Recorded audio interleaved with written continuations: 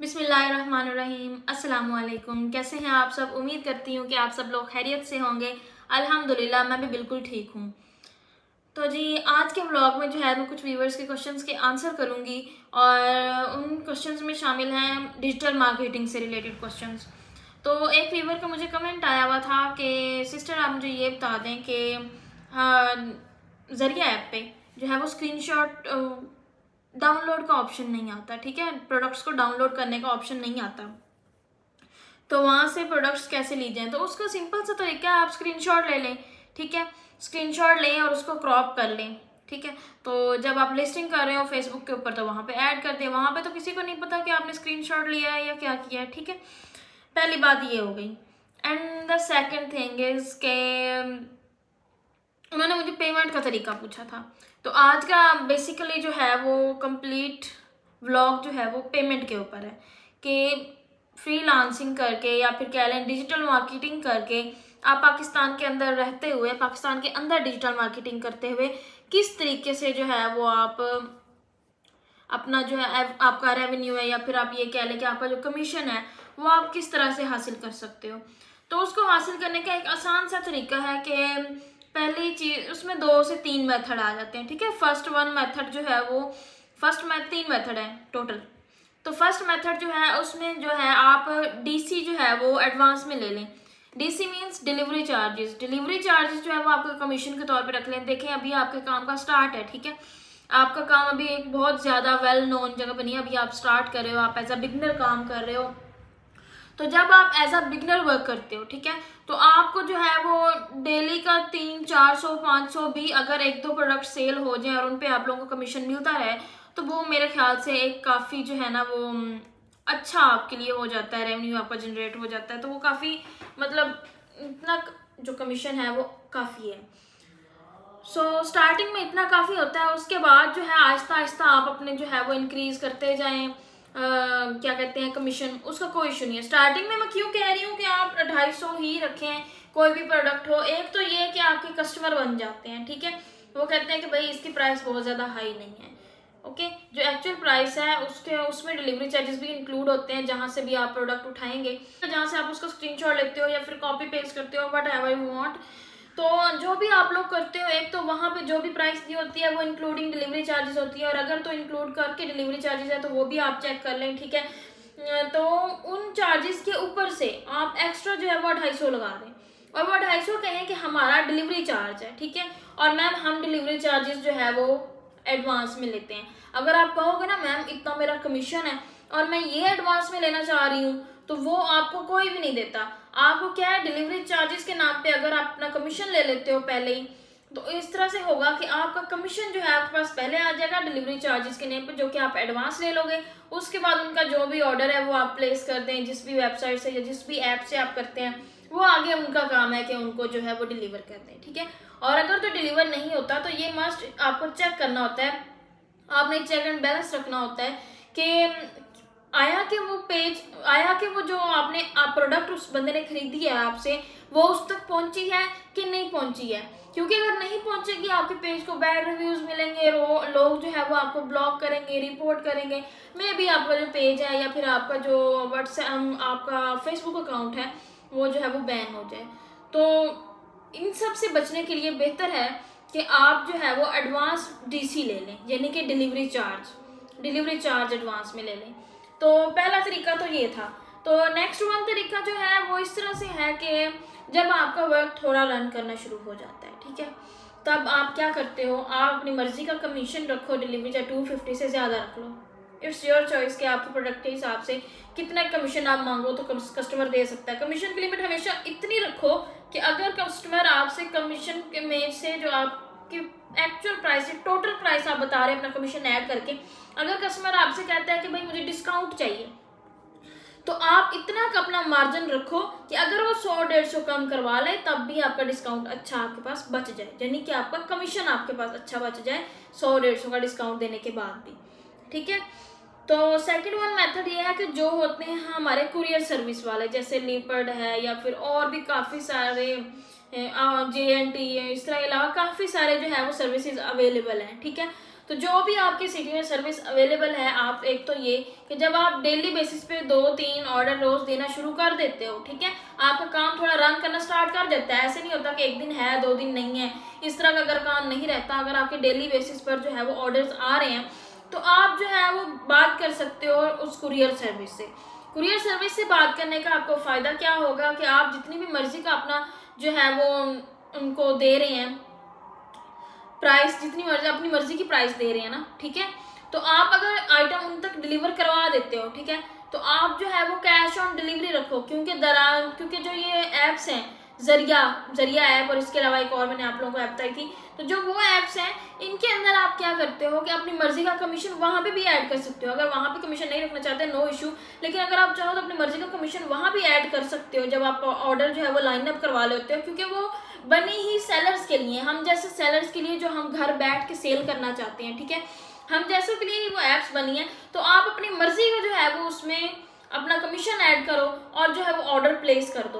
तो delivery courier या फिर कुरियर सर्विस वाले जो हैं वो क्या करेंगे कि वो सारा के सारा जो कमीशन है या फिर जो प्राइस है, टोटल अमाउंट जो कि आपके कस्टमर ने पे की है कुरियर वाले को, वो क्या करेगा, वो ले आएगा, ठीक है, अपने पास और आपके अकाउंट में ट्रांसफर कर देगा। आप पहले ऑर्डर पर थोड़ा इस तरह कर लें कि एडवांस में आप पे कर दें वहाँ पे अपनी ऐप पे, और जो आपको कुरियर सर्विस वाला विद कमीशन ला के देगा वो आपकी नेचुरल प्राइस हो जाएगी, ठीक है। तो आप जो है यहाँ पे थोड़ी सी आपको मे बी कन्फ्यूजन होगी, क्योंकि मेरे दिमाग में भी सवाल आया कि मे बी आप लोग कन्फ्यूज हो जाएं।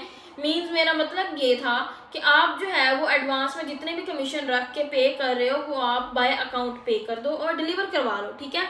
जब जो है वो आपका जो है कस्टमर वो कुरियर सर्विस वाले को पैसे देगा, ठीक है, जितना भी आपने कमीशन रख दी वो आपके पास सारे के सारे वापस आ जाएंगे।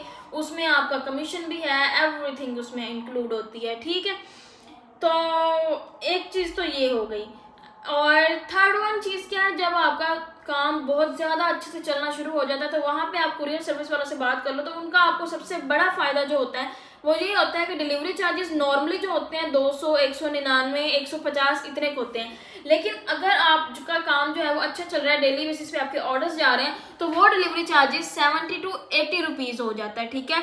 लेकिन आप जो है वो कस्टमर से टोटल अमाउंट ले रहे हो डिलीवरी चार्जेस की, वही 199 या 150 या 200 ले रहे हो, ठीक है, या 250 ले रहे हो।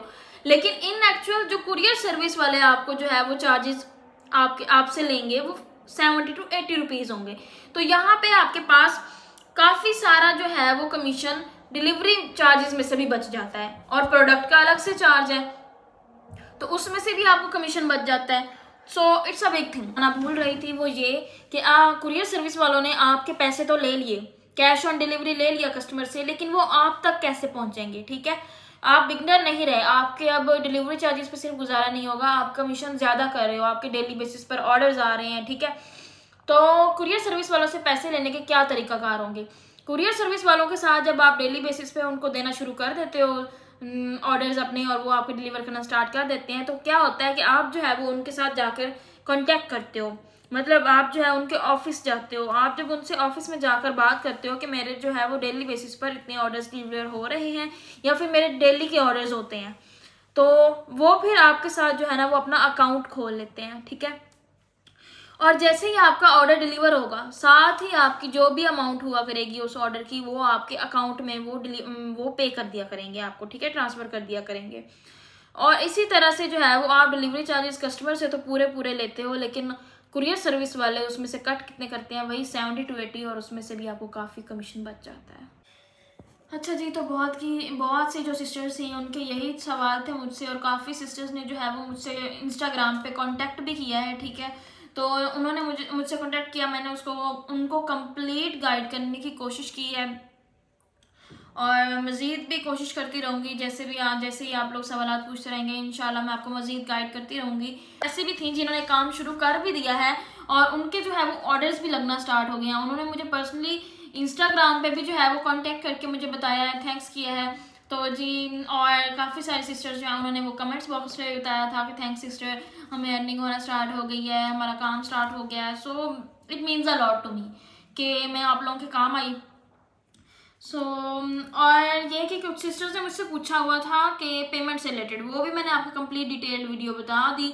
और आजकल जो है वो दराज के ऊपर काफ़ी डिस्काउंटेड प्राइस लगी हुई हैं, तो वो जो है वो कस्टमर्स को कैच करने के बहुत ये जो है ना कह लें कि दिन ऐसे कीमती हैं कि कस्टमर्स आप कैच कर सकते हो, आप अपना जो है वो टीम बना सकते हो कस्टमर्स की।